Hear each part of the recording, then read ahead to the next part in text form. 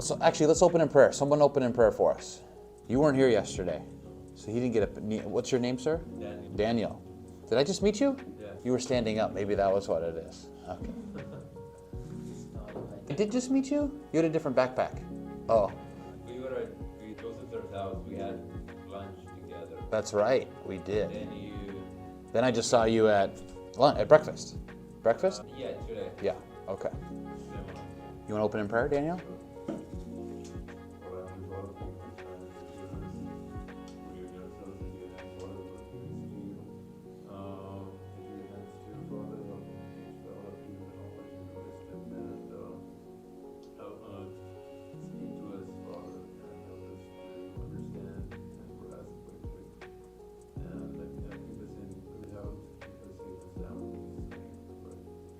Amen.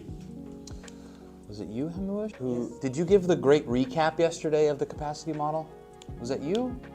Yes, yes. Yeah. You want to give us a recap on the capacity model? Yes, sir. What we learned yesterday? Why don't you take a few things and then hand it off to someone else? First thing we learned about the introduction to the capacity of the models. That is, he talks about James 1 verses to 4. And in chapter 2 we can say that stress is a gift. That is 2 Peter 3:18, that we need to grow and become more like Jesus. And second is truth 1. Galatians 6:5, that what we learn is the answer to whether you can or whether you can't is up to you. Fix your minds. And third is Proverbs 16:3, limitations show up in your personal and professional life. That is limited in our thinking. And truth 3 is life is hard or life is hard. Life Philippians 4:8. That is what we learn is choose the heart that you want the result. You were the one who said that too. You said choose your heart. Good. Sanjeet, take over. Thank you.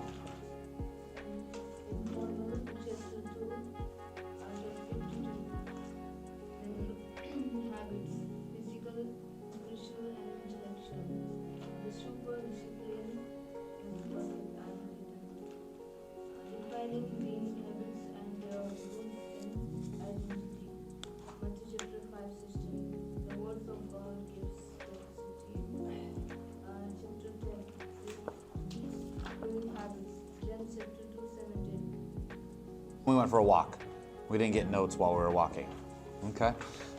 So without your notes, because notes are good, helps us remember, writing it down helps us, it stick in our brain. But without your notes, what were some of the things that you took away yesterday that you learned that you can apply that will be helpful for you?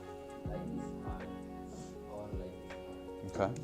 So every time we always have these two options, that when the hard situation comes, either we can choose it even if it is hard now and it will bring positive results with it, and that is the one thing. And whenever the load upon us, the capacity beyond our capacity, there will be always two options. One is breakthrough and another is breakdown. Good.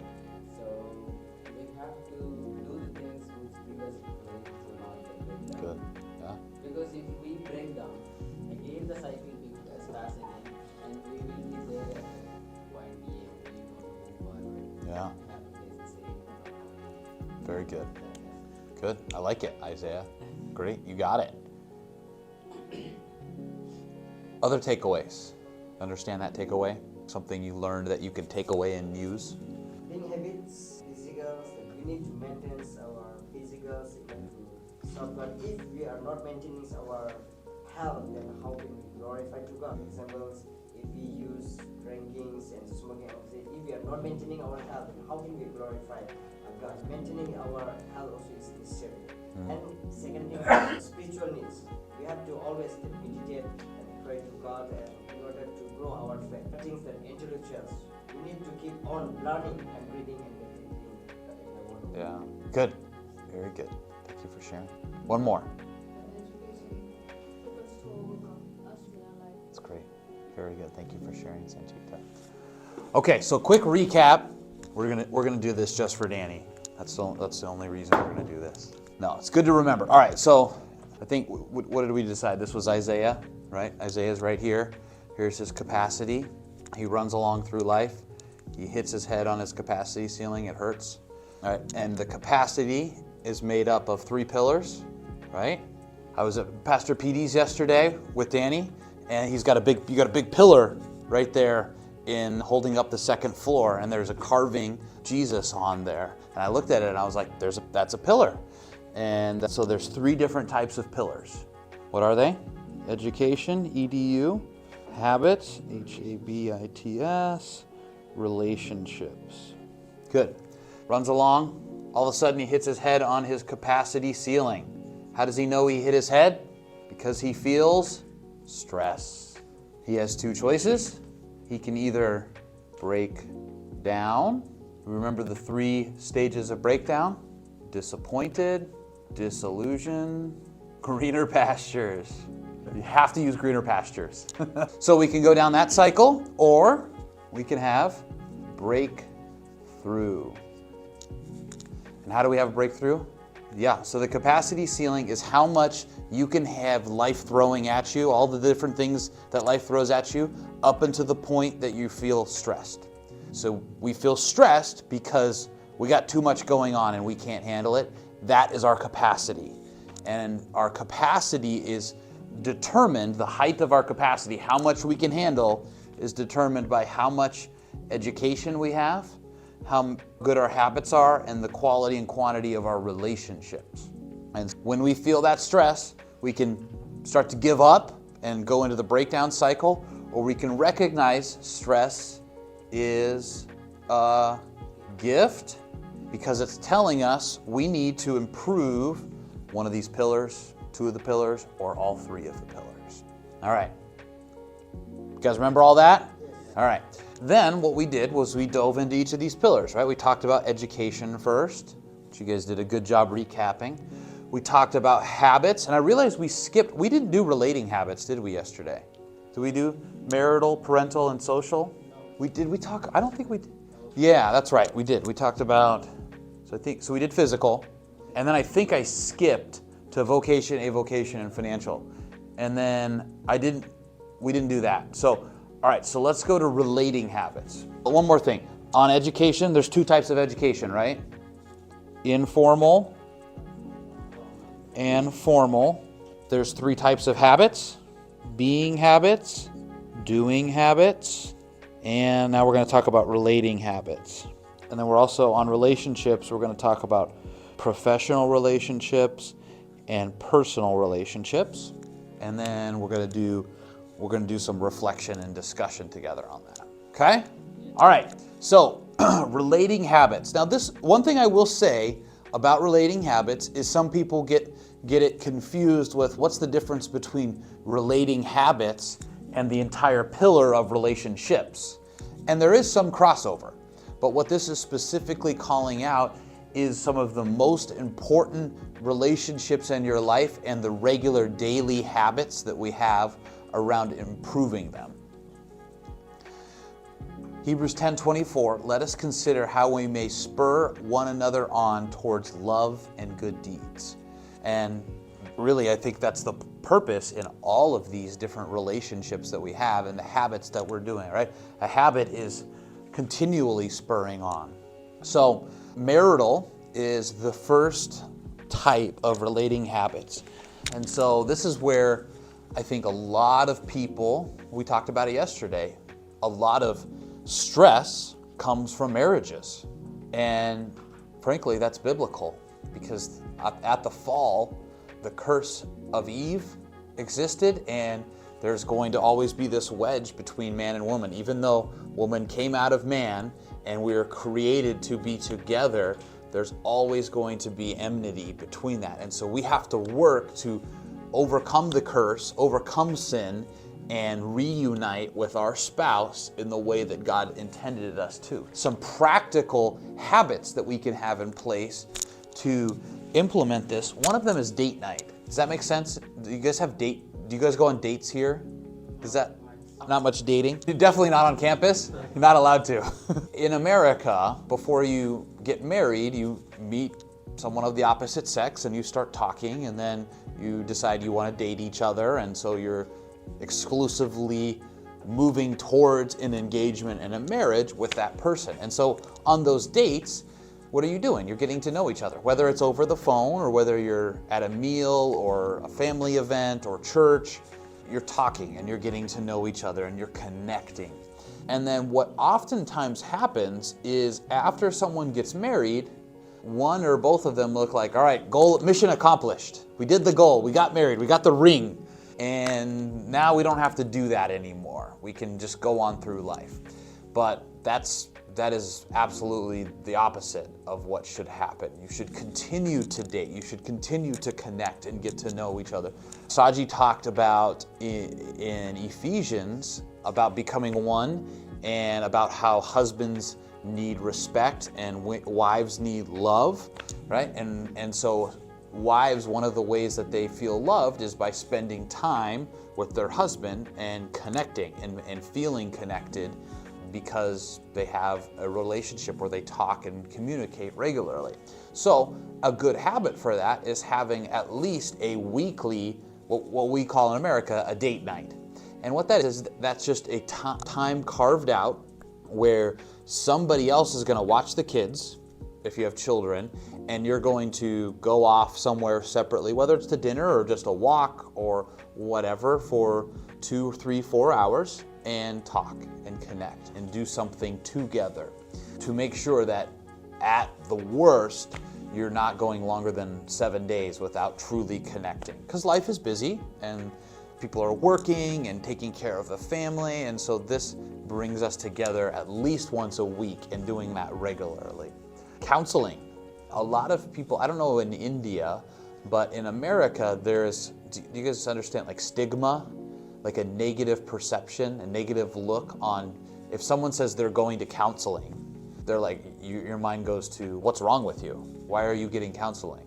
And so in America, if people say that they're going to marriage counseling, people think, oh my goodness, they're just about to get divorced and it's, you guys, and they want to appear like things are just fine, and so they don't go to counseling.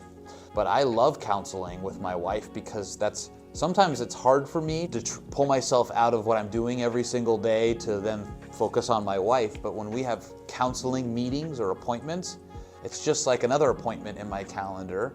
And so I go to it, and then we have somebody there to help facilitate conversation and ask good questions so that my wife and I can connect and can come together as one when maybe I need some help getting the right questions or saying the right things in that. So counseling before the marriage is on fire, before it's falling apart, before it's bad, is something that I strongly encourage.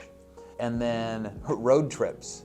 I would imagine road trips in India might be a little bit challenging. So in America, what this is, where you and your spouse or you and your family would hop in your car and you would drive a long distance to go see something. Maybe it's to go to a sporting event, or maybe it's to go visit family, or maybe it's just to go do something that maybe it's a 4, 5, 6, 7, 10, 12 hour drive.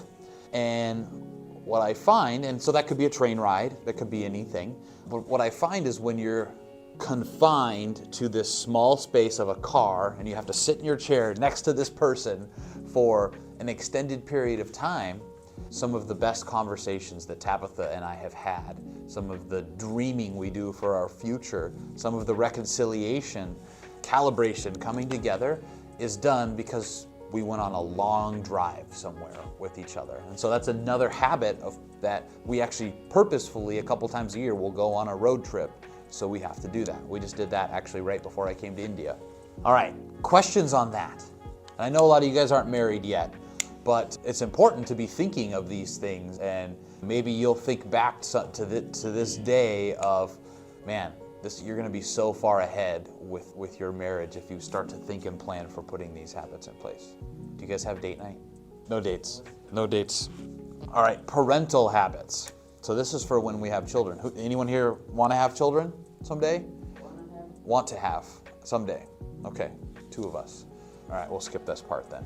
No, this would be good too, because these are things that pastors can teach to the people that are in their church. These are practical but biblically backed concepts that help us in our lives. And so even as we're pastors, we may not have our degree in counseling, but these are just some practical tips that we can give the people in our church to teach them. So, parental habits. How do you have a good relationship with your kids? That's the question. Because if we have a good relationship with our kids, I heard yesterday a couple people do not have fantastic relationships with their parents, and unfortunately a lot of that is based on the fact that you've chosen to follow Jesus and your parents haven't. But you are setting that mark for future generations where your kids will love Jesus and you will teach them to love Jesus, and you'll have a healthy, non-abusive relationship with your children as modeled by the way that Jesus loves us as our Father. And so, what are some practical things we can do for that? We can go on dates with our kids. Like, Steve, we don't even go on dates with our girlfriends or our spouses here. How do we go on dates with our kids? All a date is something scheduled in your calendar with time carved out, planned, scheduled to go just be with you and them. All right, so my daughters Lily and Liberty will go on 1 or 2 dates, just dad and one of them a month, and then mom will take the other one and we'll go out. And my daughter Lily likes to go golfing, and so we'll go golfing or we'll go hit golf balls. My daughter Liberty loves to go shopping, so I'll give her a couple dollars and we'll go to the store and walk around and she'll show me all the things that she likes. And it just gives us time together to talk and to spend time. Because as a parent, sometimes you have to be discipline oriented. We have to be hard on our parents. The Bible talks about the person who spares the rod spoils the child. So there's times that we have to do that. And if that's all our kids remember, shame on us. The reason that they would only remember that is because we didn't take intentional time to have other times with our kids. And so that's where date nights come in. And then establishing a habit of a routine with your children, where for us, that's we tuck them in at bed. Do you tuck them in? Do you guys do that? Is that a word? What do you guys say when you, like a parent puts a kid to bed at night? Does that happen? Just go to bed? Okay. Okay. What is it in your language? At night, my wife and I always will go up and we'll put our kids to bed, and they're in separate rooms, so we'll pray over one, we'll ask them their high, their low, their buffalo, and then we'll sing them a worship song. And we switch and we do the other one. We pray with them, we'll pray, they pray, we ask them their high, their low, their buffalo, and then we sing a worship song. And so little things like that, right? The routine of going to church, and every week we go to church. Every week we go to Bible study. Every week we go, and so, good morning. So every week we have a routine where we do that with them, and again, that helps to build capacity. And let me give you an example of this. How many of you had friends or know children who have been rebellious against their parents in Christian households even, where as they grew up, maybe in 9th, 10th grade, they would not listen to their parents and they maybe started doing things that they weren't supposed to. You guys know people like that? Yes. Yeah. And not always, right? Sometimes the parents did an amazing job raising them, but oftentimes in situations like that, it's because the parents were neglectful or they did not do some of these parental habits. And when your child is misbehaving and things are going on, is that stressful? Right? It's stressful on the parent. A lot of times it's too late though. So when the relationship between a parent and a child becomes stressful because the child is not behaving the way that they should or acting the way they should, it's because years before the parent didn't do some of these things. And although you may not have children right now and you want to someday, now is the time to start thinking about what are the things that I'm going to do. And then when you start to court your potential wife, right? Talking about what are some of the things that we'll do to raise our children so that as soon as you have them, you're ready. Because as soon as you have a kid, it's pretty busy, it's pretty hectic. Or if you don't plan to have children, then having these conversations as you're a pastor, talking to the young men and women in your congregation as they're getting married and as they're having children, and bringing these types of things up. And then the last one I would say, I don't know how it is in India. In America, particularly the men, I challenge them on this, where men are too macho oftentimes to say that I love you to their children. And I don't know how it is in India, but a lot of children have never heard or have almost never heard I love you from their father. And so when I talk to men about this, I say, how often do you tell your kid that you love them? And a lot of them will say, not very often, but they know I love them. And so if they know you love them, then why wouldn't you just continually tell them and remind them that you love them? And how do you know if you're telling your kid enough that you love them? They mock you for it. They say, I know, Dad, I know you love me. That's then to the point where you're telling them enough that you love them. And so having a habit around that, super important. Last one, and I feel like we did talk about this, was social habits. The people we surround ourselves with. I think we talked about that around there. If we're hanging around all of our old friends from maybe our old life versus if we hang around with Dr. Saji and P.D. Joseph and Dr. John Samuel and all of, like, you would be your average, your capacity would go through the roof. And so being scheduled around that, scheduling time with people that are a good influence, that bring you up, that encourage you in your faith, that encourage you in your schooling, that encourage you in your work, making an intentional choice about who it is that you spend the time with and not just hanging out with whoever comes around you.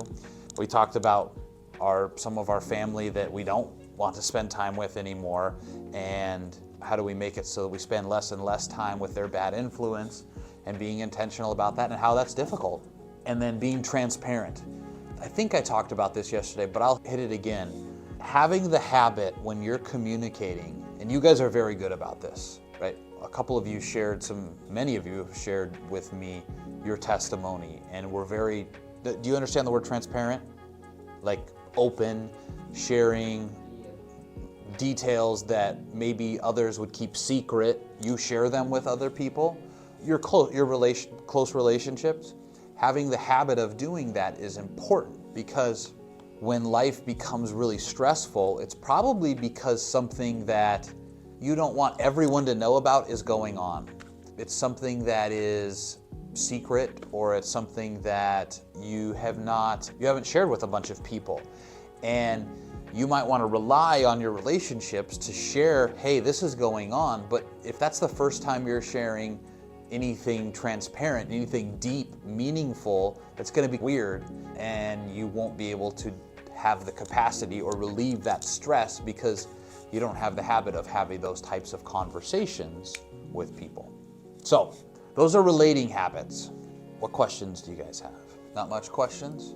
Got no questions. All right, now we move on to relationships. Two types of relationships: professional relationships and personal relationships. Ecclesiastes 4:9-12.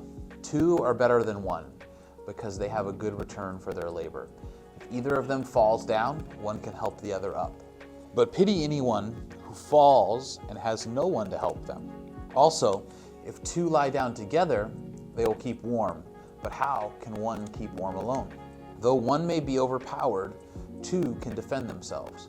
A cord of 3 strands is not quickly broken. What a powerful image of how important relationships. Yeah. No, I can't. Let's see. Oh yeah, look at that.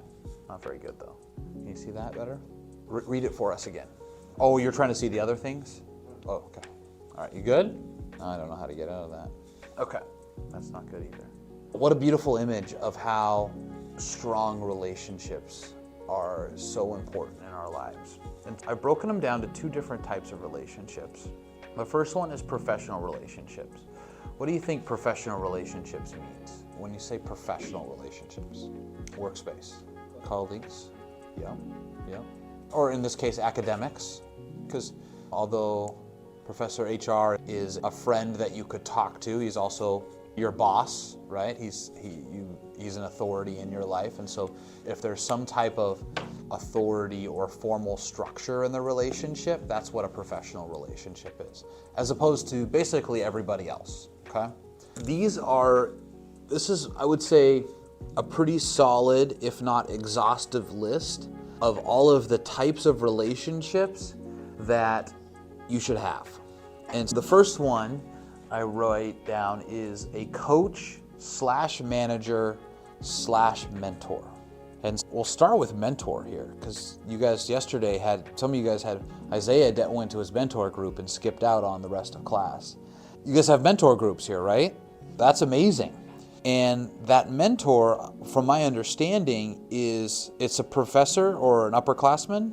And so they're not your authority. They're not like one of your specific teachers, right? They're teachers, but not your teacher. Sometimes they could give you grades. Okay. So in a perfect world, a mentor is somebody that has no specific authority over you. Like they're not your actual boss or your boss's boss. They could be a colleague of your boss, but you don't report to them. Same thing in this, right? In a perfect world, it would be an upperclassman, someone who's ahead of you in their studies that has no authority to give you grades or anything like that.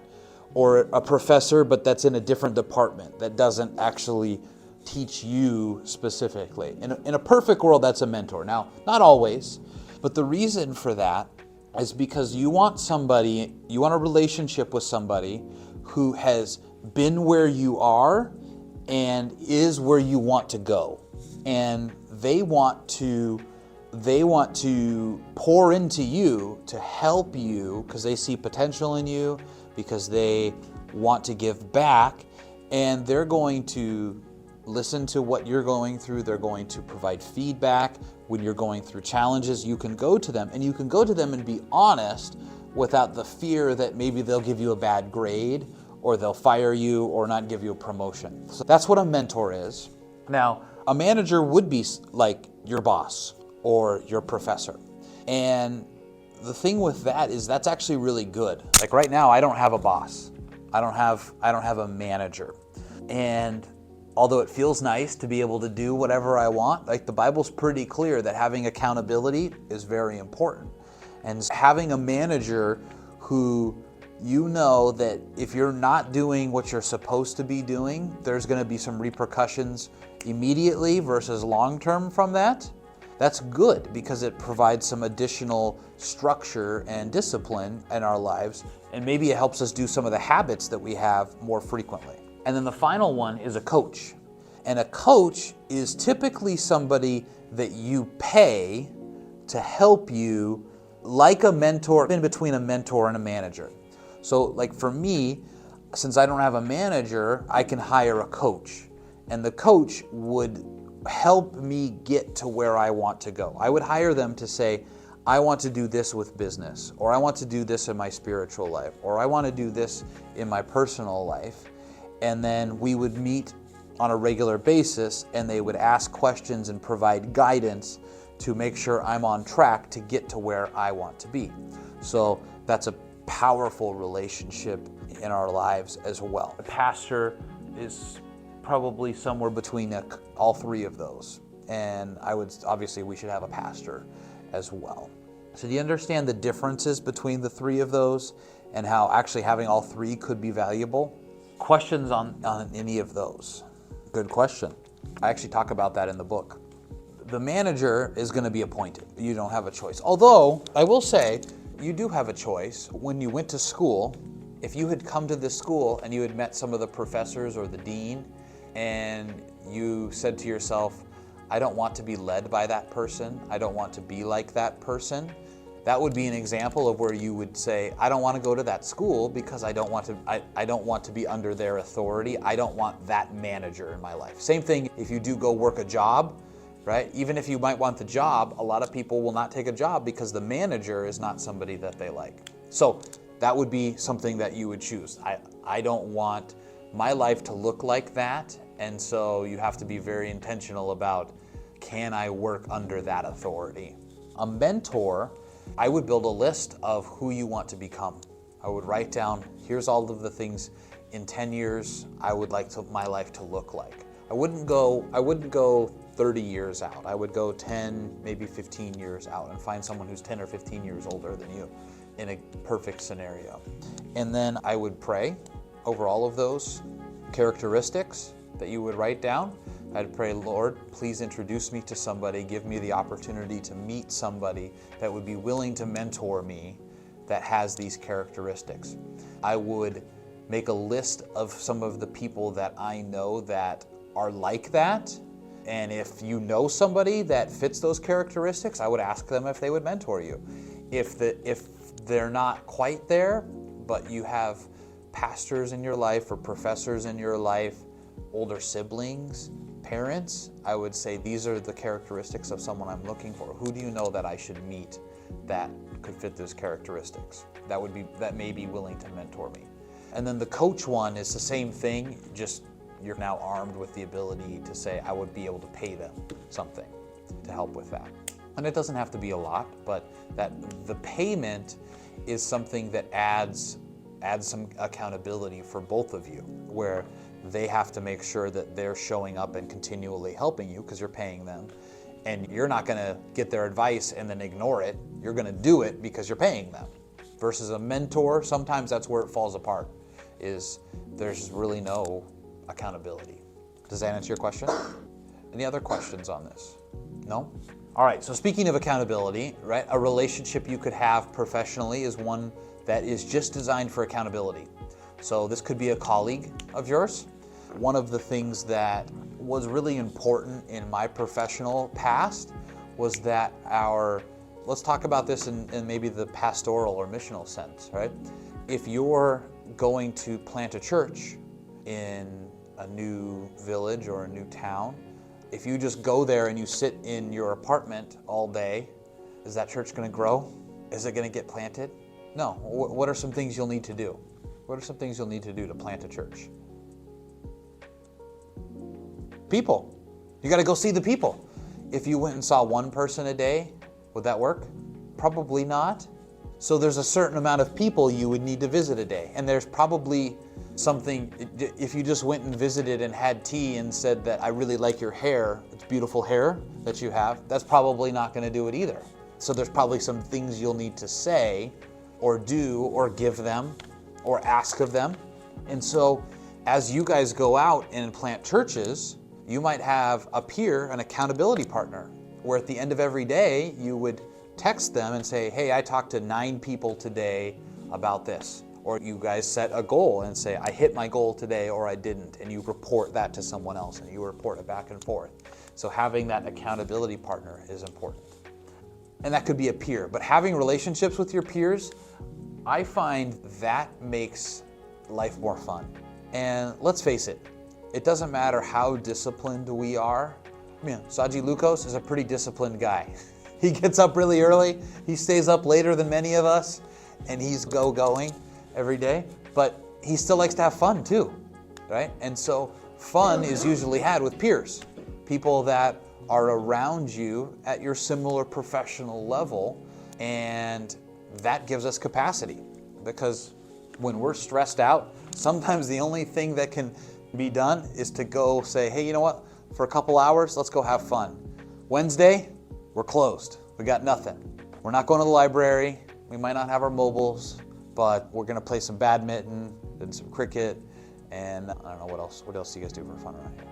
Football. Some football, yeah. That's what I love about having peers. All right, here's what I want you guys to do. I want everyone to get up and move to a new chair.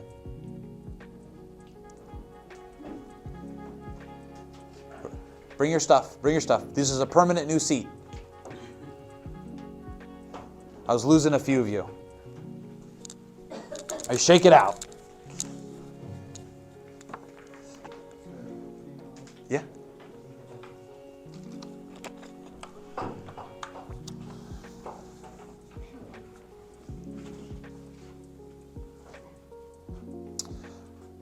You guys didn't move. You can't sit in the same. You got to switch. You got to rotate. You got to change the desk.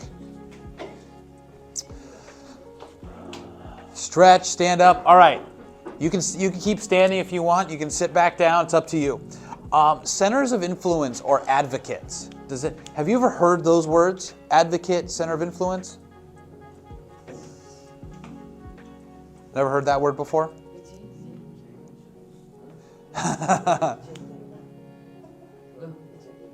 Hemiwish doesn't want to change. You guys still haven't changed. You don't want to change. Okay. That's your spot. That's your learning spot. She says, I don't want to change, sir. Fair enough. All right. Okay. Sanjita wanted to change.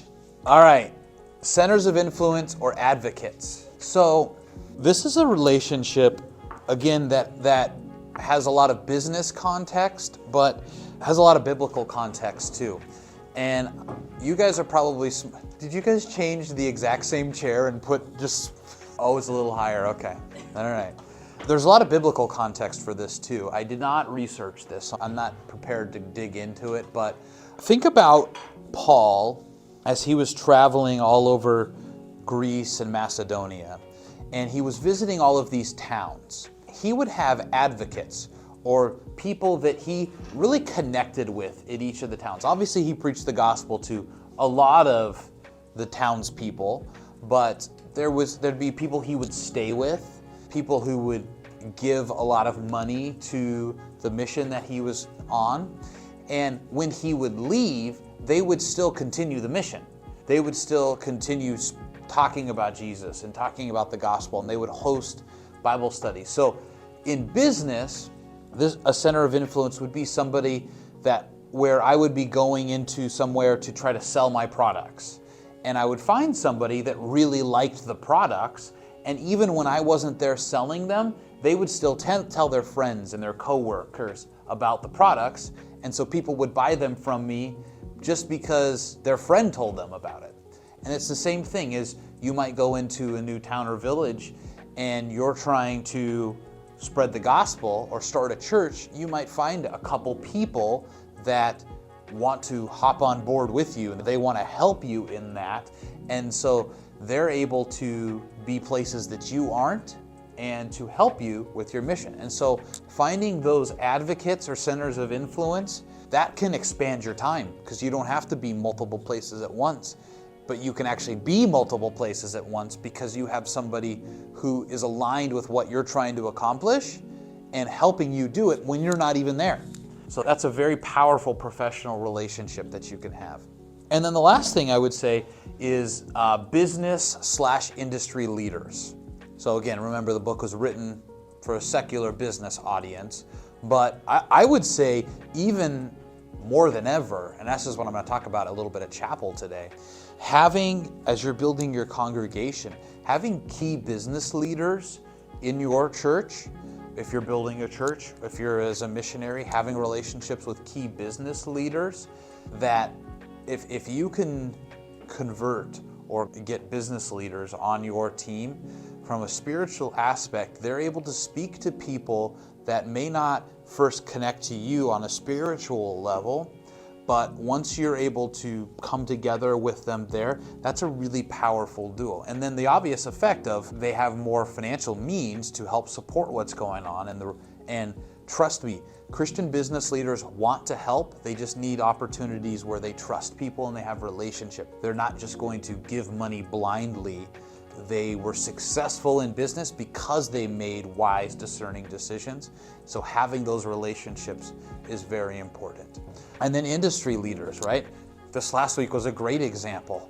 The caliber, I don't know if you guys know this, but the caliber of speakers that came in from all over the world to speak at that youth conference, in America, they would have each got paid somewhere between $10,000 and $50,000 each, just for coming and speaking those couple times. I myself charged $10,000 just to do what we're doing right here, to teach this book. For 1 hour, I charged $10,000 to fly somewhere and teach that. And so because you guys are a part of REMI or Mission India, they've done a great job of building an incredible reputation. And so you guys get access to some incredible industry leaders because of that. It's important for you, as you're building out your ministry in your church, to provide that for the people that are in your church. So you're building your relationships right now to help the future yous that you're teaching about Jesus to be able to bring those people in.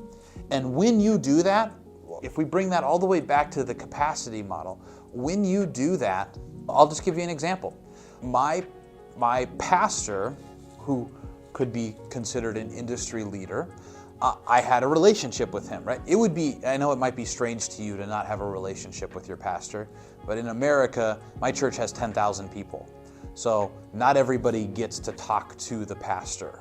They have junior pastors that they have a relationship with, but I made it a point to have a relationship with the top pastor. And I had to fight for that, right? I had to fight for his time. He's very busy. It would be like you having a personal relationship with Dr. Saji, right? He's got a lot of things going on that would be difficult for you to have that. So I had to work hard to build that relationship. And so my wife and I were having a disagreement at one point in time, and he doesn't really do counseling anymore. It would be like Dr. Saji. He doesn't do counseling. He runs the business of and teaches and preaches, right? But I asked him, I had a good enough relationship, and I said, hey, you and your wife, his wife ran a hospital of 40,000 nurses. And so she was very busy. He ran a gigantic church. And I said, you are two powerful leaders. And you're 15 years older than us. You guys have experienced a lot of challenges of that dynamic where both the husband and the wife are going a lot. My wife and I are experiencing the same thing. I want your expertise on how you have handled those challenges. And I'd like your wife to be there too. And he was willing to do that because we had developed that relationship. And so some of the things, when my wife and I sat down with them for an hour, it was the only time they'd ever done it in their life. They'd never done that before where both of them were together counseling us. And some of the things that were said in that session, for years, my wife and I, when we've started to hit our head on our capacity ceiling, we've been stressed out in our marriage, we've gone back to that conversation and remembered things that they said because of that relationship, and it would boost our capacity. And we would be like, oh yeah, I forgot about that. Let's not argue about that anymore. Or we need to take this direction or make this decision.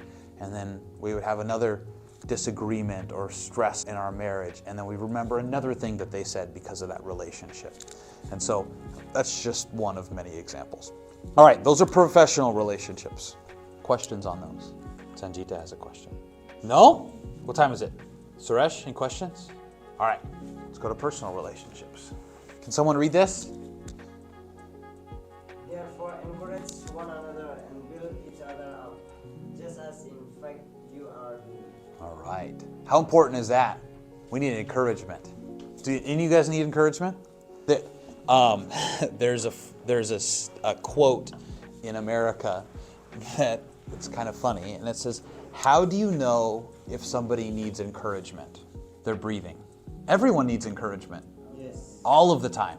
Yes. As long as they have breath in their lungs, they need encouragement. And so a lot of times that's going to come from personal relationships. And encouragement is just a small piece of why you have personal relationships. But let's talk about some of the personal relationships that we should have. Now, the first one is a spouse. And I would say that some of you guys said you wanted to get married, and some of you said you didn't want to get married necessarily. What's that? Oh, everyone wants to get married? Yeah. Someone you didn't want to have kids, that's what it was. All right. They're just too shy to raise their hands. But he's, They're just too shy to raise their hands. that's what it is. All right, everyone still wants to have kids. Yes. I almost got in trouble saying something I shouldn't. All right, this is probably the most important decision that you'll make in your life next to giving your life to Jesus, is who you choose as your spouse. Very difficult. It's actually something that I think is an opportunity for God. I've seen God redeem some bad decisions where people made bad decisions of who they married, and God still used it for good. But it's very difficult, and why it's so difficult is it becomes distracting and all-consuming and inward focused. Because if you choose the wrong person for your spouse, it takes so much focus and work and effort to make that relationship right, to avoid going through the breakdown cycle and focusing solely on building your marriage capacity, that you're not able to build the kingdom. because you're so focused on keeping that together. And I think in America, people are worried about their happiness and finding their soulmate and those types of things. I think when it really comes down to it is, are you able to do a better job of building God's kingdom because you married this person? And in a lot of cases, the answer to that is no. I'm very blessed to say that marrying Tabitha, it's an absolute yes. But that's a very important decision to make. And if done right, then this is also the biggest asset that you'll have in building capacity as you build God's kingdom. It's my encouragement to you guys on finding a spouse. And then kids, right? Your kids, I have a lot of friends. I don't have a lot of friends. I have a couple friends who have chosen their professional endeavors, their business, over having a spouse and having kids. So they wouldn't say that. They would say, I want to be married. I want to find a wife. They're looking for a wife. But their calendar, their schedule says otherwise, because all of their time is spent building their business. And they're not willing to give that up. Now, one of my friends, I actually felt like God gave me a word for him, and I encouraged him a few weeks ago. I said, I believe that you need to give your business away, sell it for whatever it's worth, but give it away, and don't be scared if the person who buys it from you never pays you for it, because that is keeping you from finding the spouse that God has for you. He's already been divorced once because of the business. And so he actually decided to do that. It was a national company, so he was flying all over all of the time, and he wasn't able to do that. And so my point in all of that is sometimes people choose their professional life over this. And some people are called to do that. Some pastors are called. Paul was called to not be married and not have children. But what I find is that later in life, things that stress them out, where they hit their head on their capacity ceiling, is something that is very challenging to overcome, and that's regret. Have any of you guys ever regretted something that you've done? Did that cause you stress? So much stress, right? And now, if it's a sin, right? God says that he blots that out white as snow. If it's a sin, then no problem. We can get over that. But something that may or may not be a sin is they regret that they never got married. They regret that they never had kids. They regret that they spent too much time. Was that necessarily a sin? It probably could be traced back to one, but that regret actually causes them stress. And it's very difficult when you're 40, 45, 50, 60 years old, sometimes impossible, to overcome that regret and develop a relationship then with a spouse and then have kids.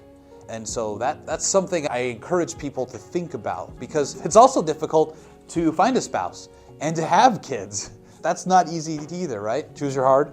Choose your hard. Which hard do you want? But those are two things where your kids can bring you so much joy and can build so much capacity. I think of Saji and how his extended family, which I've learned, I didn't realize how some of the people were interrelated here, but with spouses and kids and being able to bring them into your business or your ministry, right? Does that build capacity? It definitely builds capacity. Here's another one, extended family. Now, this goes both ways. Does that make sense to you guys, extended family? So this is cousins, aunts and uncles, not your direct family, not your parents and your siblings, but your extended family. What's that? Distant family. Yes, distant family.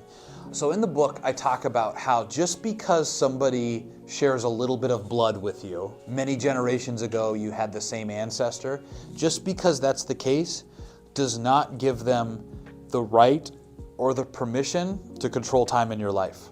What we were talking about yesterday, where sometimes our family thinks that they own control over my time and what I do. Just because they have that doesn't mean that they get to do that.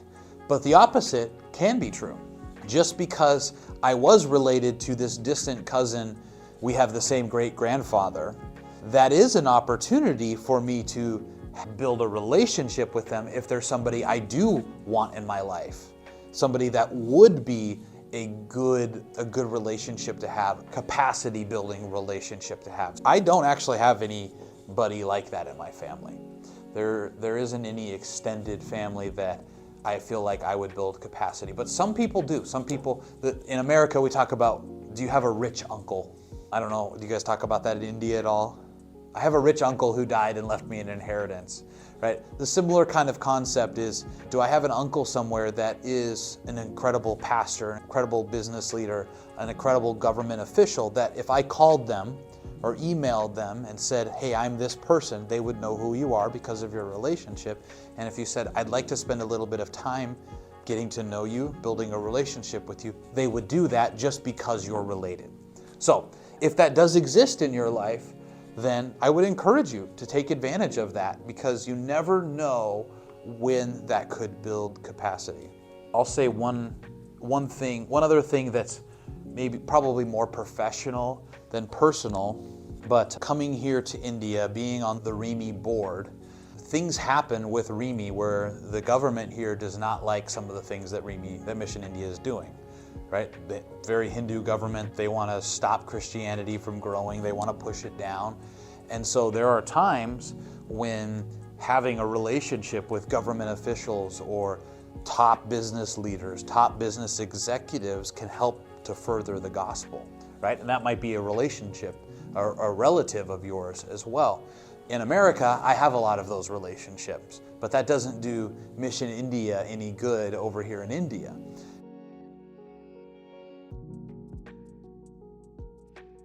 And so coming here, as I'm meeting all kinds of people, that's one of the focuses of mine, is what kind of networking or what kind of relationships can I start to build with top government officials or top business leaders, so that when the time comes someday, we could call upon that relationship to say, help with this, help with that, to help further the kingdom of God.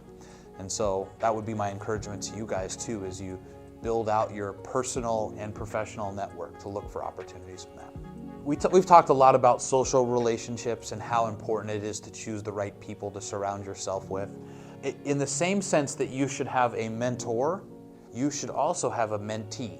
What does that mean? What do you think I mean by that? Somebody that we got mentored. Exactly right.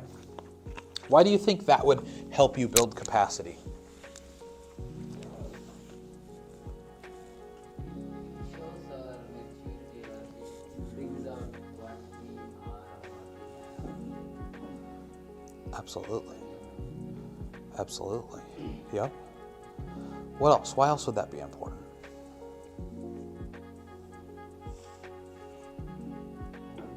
Learn about that person. How do you feel when you give back to somebody else? You feel good or do you feel bad? Feel good.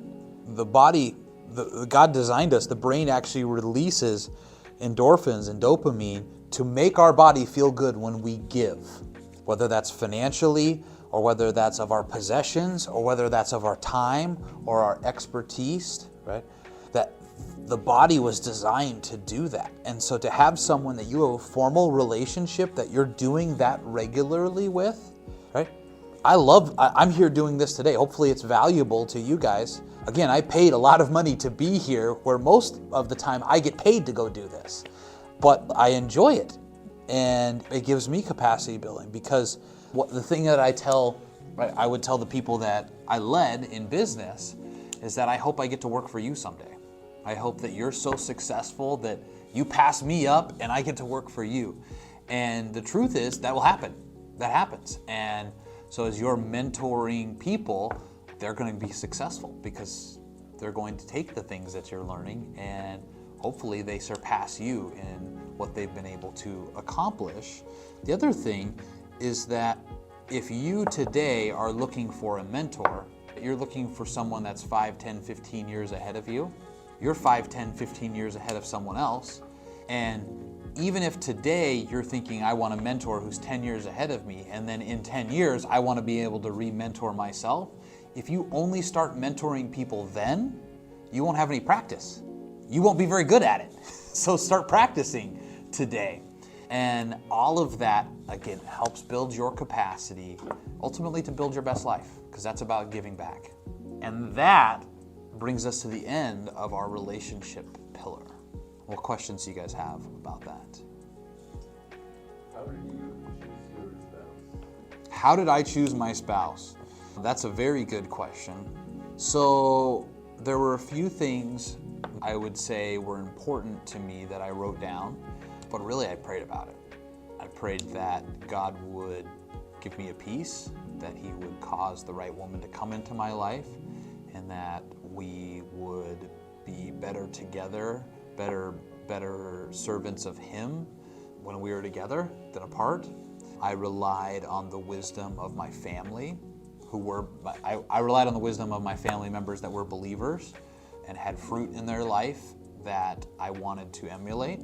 Yeah, those were a few of the things. I would say that my wife and I's meeting was not a holy thing at all. It was probably less than holy, but again, God redeemed that, and we're all broken people, and it doesn't matter how holy or how unholy we are, He uses us for His will and for His glory, and He can redeem anything. I was actually engaged to marry a gal before. I'll tell you this story. So I grew up going to a church where it would not be considered a Pentecostal church, right? The Holy Spirit existed, but there was no baptism of the Holy Spirit. It was worship was not lively. It was very conservative, just a conservative church. And I went to that type of church my whole life. I didn't know anything really about I went to Christian school. The Holy Spirit was a third member of the Trinity, and that was about it.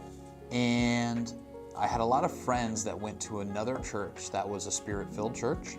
And it was, you don't go to that church, like those are great people, but the church is a little weird. It's a little out there. And I started dating a gal and ultimately got engaged to her.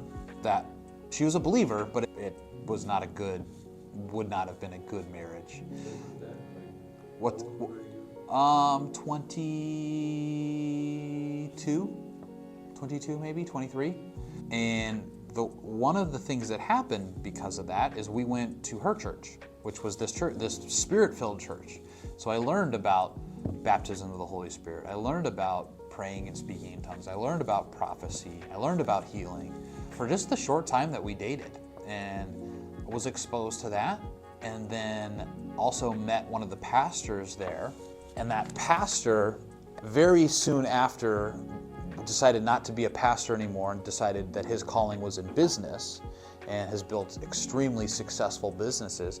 And that man actually has been my coach for many years and has counseled me and my wife many times as well. And so that relationship, if my capacity before him was here, it's like up there because of this man. And I met him in pursuit of a wife and dated her for a little while, got engaged, and glory to God, she broke off the engagement after 2 weeks. She gave me the ring back, and that was the end of that.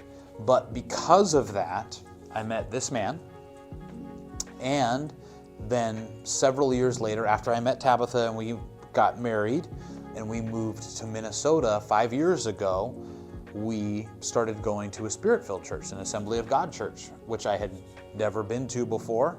And I would have been probably too uncomfortable had I not been exposed to some of the characteristics of that church several years prior. So God used all of those things and orchestrated them perfectly, where from the outside, why did you ever date that girl? Why did you ever get engaged to that girl? That was just a waste of time. That distracted from ultimately meeting Tabitha. And no, God used that perfectly. That was His perfect timing for that. And thankfully, she was obedient and I was obedient to where it was like, okay, maybe we were supposed to get engaged, but we're not supposed to get married, so we stopped it. And then from that, I also learned what went wrong in that relationship, what I did and didn't want in my future wife because of that. And all of that led to me getting married to Tabitha. Facebook. So we met in college when I was 19, one time. We met at a party, and it was right when Facebook, you guys were probably like 10 years old, 7 years old. most of you. And it was right when Facebook came out, and so you added everybody. Like, here, what's your WhatsApp? And so we became Facebook friends, never talked again, which was good because we would not have been friends, we would not have liked each other the way we were both living our lives. Not necessarily bad, but would be in conflict. And so we just had that Facebook friend, and that was it. And then she lived her life and she moved to Colorado, and I lived mine, got engaged, got unengaged, built my business. And then 5 years later, I was convinced, so I grew up in a town called Anchorage, Alaska, which has about 250,000 people in it. And I knew most of them because I was a pretty social person and I was out and about a lot. Especially, I knew all of the 25-year-old women in town. And I knew that my wife did not live in Alaska because I knew all of them. And so that was where I decided, let me look at my Facebook friends who are not in Alaska. And so I went through that and I would send a couple messages and say, hey, how are you doing? And they wouldn't ignore me. And then one day I saw Tabitha on there and I sent her a message and I said, hey, you look beautiful, or something very charming like that. And she responded, and so then we talked for a couple weeks, and ultimately I flew out to Colorado to see her, and the rest is history. She moved back to Alaska, so we dated for 6 months, and then were engaged for 6 months and got married. She said on May 13th, 2010, she said, hey, you seem like a nice guy, but I don't want to date anyone long distance, and I'm never moving back to Alaska. On May 13th, 2011, we were getting married in Alaska. So is it good to have a relationship when we are studying? urgency? Relationship. When you're Is it studying? good to have a relationship when we are studying? While we are studying. I don't know. I don't want to be. Yeah. Okay. It's all about obedience. So do you feel like God's telling you should have a relationship, or do you feel like this is a time when God wants you to be focusing specifically on this? And some of that guidance may come from your professors. I don't know if there are rules around that here or not, but if you have submitted to some kind of authority that says that you are not to date or you're not to get into a relationship or something, then you should honor that. But if that's not the thing, then and you feel like God is not saying don't get in a relationship, then I think it's fine. In America, it's very normal. When we have a relationship 2-3 years, then after 2-3 years, if we break up, then we feel discouraged in our life. How can we overcome that when we after break up from relationship? Then how can we overcome? Great question. When I was born in, do you guys know where California? Have you heard of California? Have you heard of a town called San Diego? So that's where I was born. And then I grew up most of my life in Alaska, which is not like California. San Diego is probably like Kerala here, and Alaska is like Nepal. And so anyhow, when I was in San Diego, my parents' best friends had 2 daughters that were the same ages as me and my younger sister. And so we grew up, her name was Sarah, and me and Sarah were the same age, and we grew up in like diapers, like going to church together with our families, having sleepovers at each other's houses, going to the pool all the time as young kids. And then they moved away from San Diego, we moved away from San Diego, and when we were both like 6 years old. And so we never talked again. My mom would talk to her mom sometimes. And then Facebook again, my freshman year of college, we were 18, and so Facebook came out, and so it was like, oh, you can find all these people that you knew years and years ago. And we actually started dating. We dated for, I think it was 3 years. And it was one of those relationships that was supposed to be, right? Strong family of believers. My family was a strong family of believers. Best friends, the parents were best friends. We grew up together, in church together. It was one of those like supposed to happen kind of things. We dated for 3 years, and then we broke up. And for a while, like you're asking, it was like, how is that supposed to be? We were supposed to get engaged. We were supposed to get married. Like, it just seemed like that was supposed to happen. And again, I look back at that and I look at all the incredible things that I learned. She lived in Arizona, I lived in Alaska. You know where Arizona? Arizona's in the United States. It's a long ways. It's right next to California. So I would fly down there every month, which was super fun to do. I got to know a lot of people in Arizona that now 20 years later, I'm friends with those people, but not her. I learned a lot about a long distance relationship, how to have a long distance relationship where we're not in the same town, which helped me and Tabitha when we weren't in the same town. I learned that her parents were pretty overbearing. They were too involved, and so I knew that was not something that I wanted in a relationship. So there was a lot of things I learned from it. I looked at it as an opportunity of some good things to take into my next relationship and some bad things not to take. So to Daniel's point earlier, how do you find, I think you said, how do you find the right spouse? And I said, build the list, right? The list isn't necessarily something you can build today. You can build a certain list, but then you'll add more things to it over time. And some of that will come from experience that does have heartbreak, right? It's hard. One of the things that when you're dating somebody and you get to the point where either they or you know that you're not going to get married, then you know the right thing to do is to break up. But that's hard. It's easier to keep going. But then that will potentially distract you from, maybe you'll miss the opportunity with the person you were supposed to get married to because you were still dating the person you weren't supposed to get married to. And so choose your hard. You got to end it so that then you can ultimately get to where you want to be. Is that helpful? And also, sir, when the children grow up, they used to use drinking alcohol or this thing, but because of the children, the parents, their stress, anxiety, and because of that, they cannot come to the church also. Then how can they control that over the children? I don't think I understand your question. So see, when the children grow up, they start drinking alcohol. Yep. And because of that, the parents, they are discouraged. The parents are discouraged because the kids are drinking. Yes. And because of that, they cannot come into the church also because of The kids couldn't? size to come into the church. Yes. The parents feel like because their kids aren't behaving well, Yes. they can't come to church. Yes. So how can take control over the children? How can they Take control over the children. that are drinking? Yes. Oh, absolutely. How old are the kids? How old are the children? 19. Yeah, they can't. They can't. That's something, I think that's a really good example of a time when having relationships with people who have also gone through that. So are you saying this as a potential pastor, or?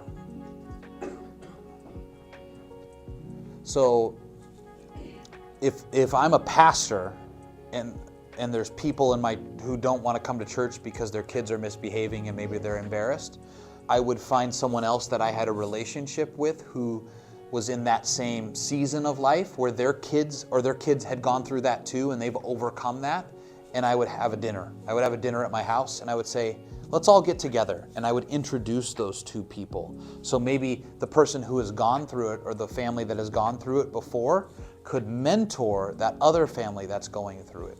Because once a kid is an adult, the parent has to release that. Now, if the parent is what we call enabling, like the kid is still living in their house and they're paying for their schooling or they're paying for their things, but they're not abiding by the rules of the house, then the parent, even though the kid is 19, 20, 21 years old, they would have the right to say, hey, if you're not going to abide by the rules of our house and you're going to get drunk at my house or while you're living in this house, then you can't live here anymore. But that would need to be something that they feel like that's what God wants them to do. Because the opposite of that is then they're just going to go live with their friends who are making all kinds of bad decisions. They won't have a good influence. So that's where having relationships with people who have gone through these things before and can encourage them, I would say is very important. And as a pastor, You don't have to go through everything you don't have to have experienced all of these things. You just need to have a network or relationships with people who have experienced them so that you can match them up together. Is that helpful? Okay. What else? What time is it? Okay, we got to go to chapel then. Let's take a break. And I think actually we're done after this. Thank you for having me. Yeah, you bet, guys. You bet. It was a pleasure.